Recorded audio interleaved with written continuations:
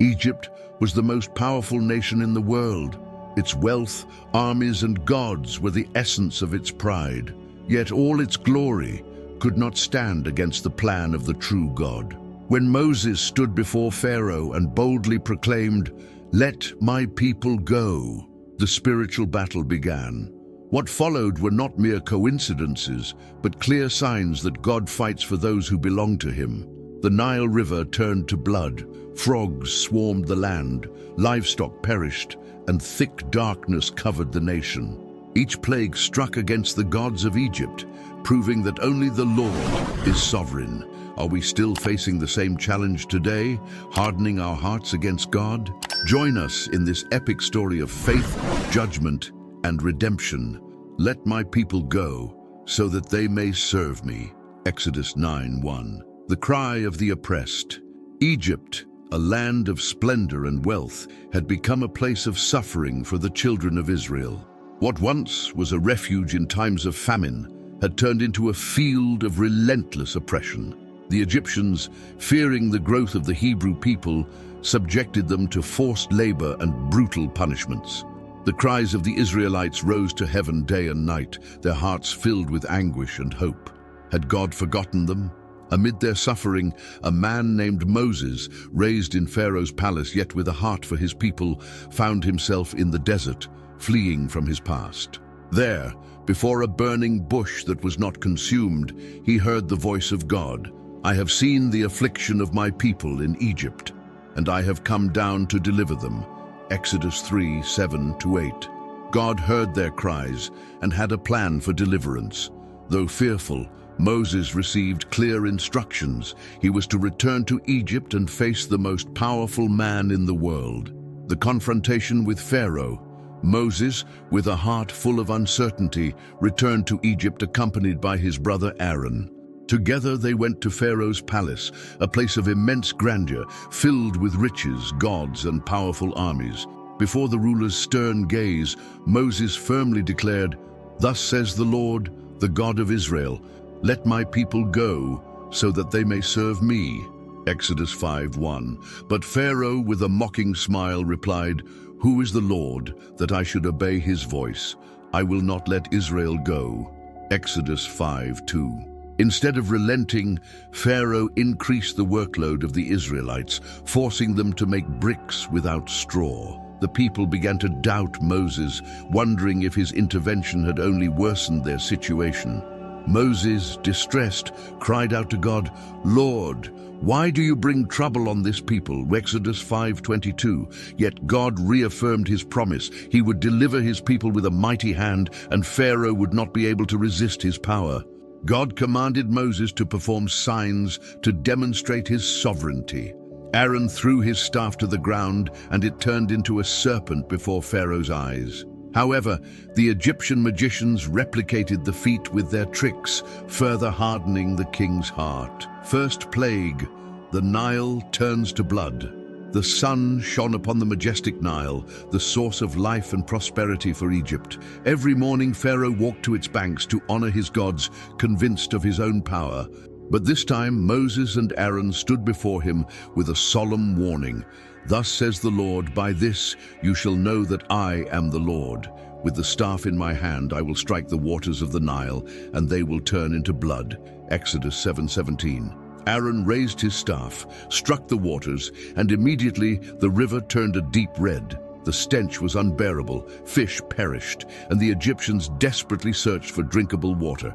The Nile, once a symbol of Egypt's power and vitality, had become a sign of death and judgment. The Egyptian magicians imitated the miracle with their arts, and Pharaoh hardened his heart once more. For 7 days, the waters remained poisoned, yet he refused to listen. The people suffered, but Pharaoh's pride knew no bounds. God's message was clear. No earthly power could resist his will, and yet the battle had only begun. Second plague, frogs cover the land. Despite the Nile's devastation, Pharaoh remained defiant. God spoke to Moses again, "Go to Pharaoh and say to him, 'Thus says the Lord, let my people go, so that they may serve me. If you refuse, I will plague your land with frogs.'" Exodus 8:1-2. Aaron stretched out his staff over the waters, and in an instant a multitude of frogs swarmed the land. They invaded the palace, homes and fields. They leaped into ovens, crept into beds, and filled every corner of Egypt. There was no peace, only chaos and disgust. The Egyptian priests tried to replicate the phenomenon, but they only managed to summon more frogs, worsening the plague. Desperate, Pharaoh called Moses and Aaron, and for the first time admitted his mistake. "Plead with the Lord to take the frogs away from me and my people, and I will let the Israelites go to offer sacrifices." Exodus 8:8. Moses prayed to God, and the frogs died in heaps, filling the land with a foul odor.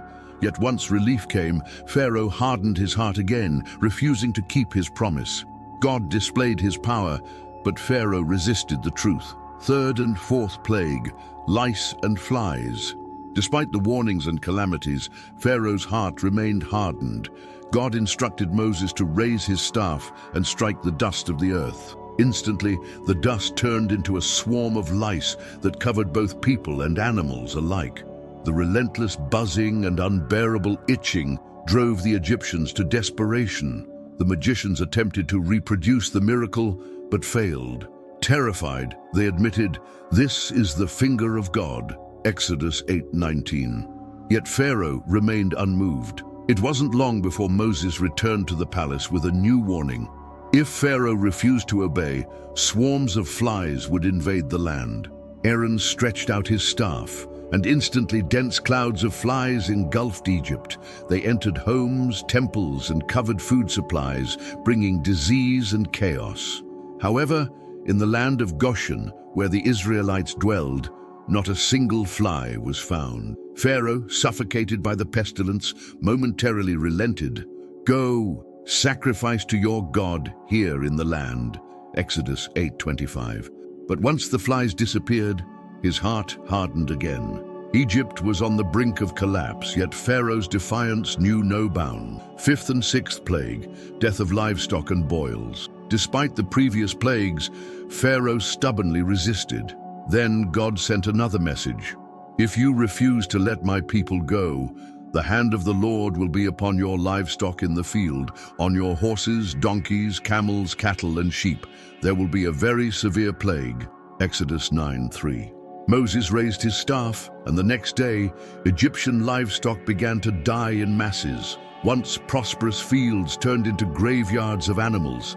However, not a single animal belonging to the Israelites was affected. Despite witnessing the devastation, Pharaoh personally investigated, and upon learning that the Israelites' livestock remained unharmed, he hardened his heart further. But God's patience was wearing thin. He instructed Moses to take soot from the furnaces and scatter it in Pharaoh's presence. Instantly, painful boils broke out on the Egyptians and their surviving animals. Even the magicians could not stand before Pharaoh, as they were covered in sores. The suffering was unbearable, but Pharaoh still refused to yield. God was making it clear that no human force could oppose his will. Seventh and eighth plague, hail and locusts. Despite the boils and livestock death, Pharaoh remained resolute. Then God issued a more severe warning. "Behold, I will send a very heavy hail, such as has not been seen in Egypt since its founding." Exodus 9:18. Moses stretched his staff toward the sky, and a furious hailstorm mixed with fire rained down upon the nation. Fields were devastated, trees shattered, and any remaining livestock perished. However, in Goshen, not a single drop fell. For the first time, Pharaoh admitted his sin and declared, "I have sinned this time. The Lord is righteous, and I and my people are wicked." Exodus 9:27. But as soon as the storm ceased, he hardened his heart once more. Without delay, God sent the eighth plague. Moses raised his staff, and an east wind brought a dark swarm of locusts that consumed everything the hail had left behind. The Egyptians, terrified, pleaded with Pharaoh to release Israel.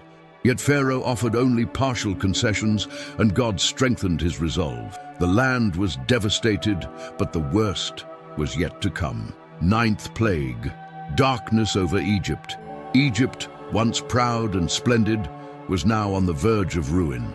Yet Pharaoh clung to his obstinacy, refusing to acknowledge the power of Israel's God. Moses stretched his hand toward the sky, and dense darkness covered the land for 3 days. There was thick darkness in all the land of Egypt for 3 days.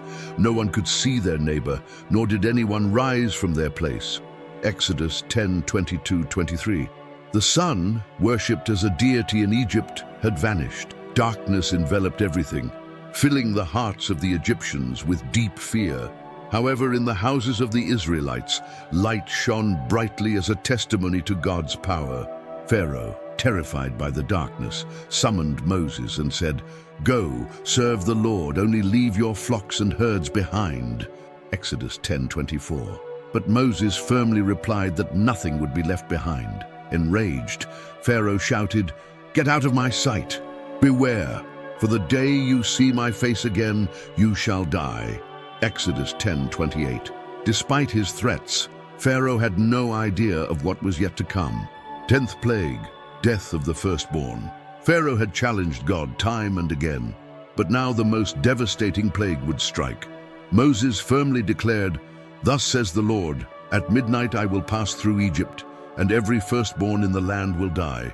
Exodus 11:4-5. From Pharaoh's own son to the humblest servant, no Egyptian household would escape mourning. In his mercy, God instructed the Israelites to prepare the Passover.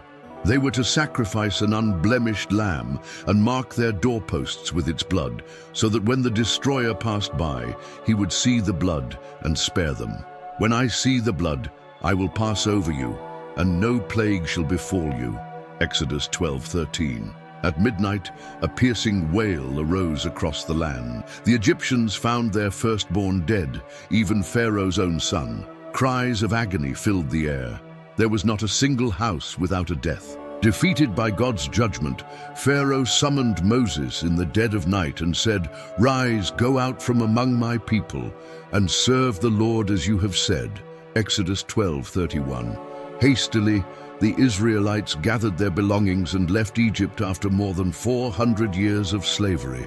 God had fulfilled his promise of deliverance, but the story was not yet over. Pharaoh, consumed by pride, soon changed his mind, and Israel's exodus would become one of the greatest demonstrations of divine power.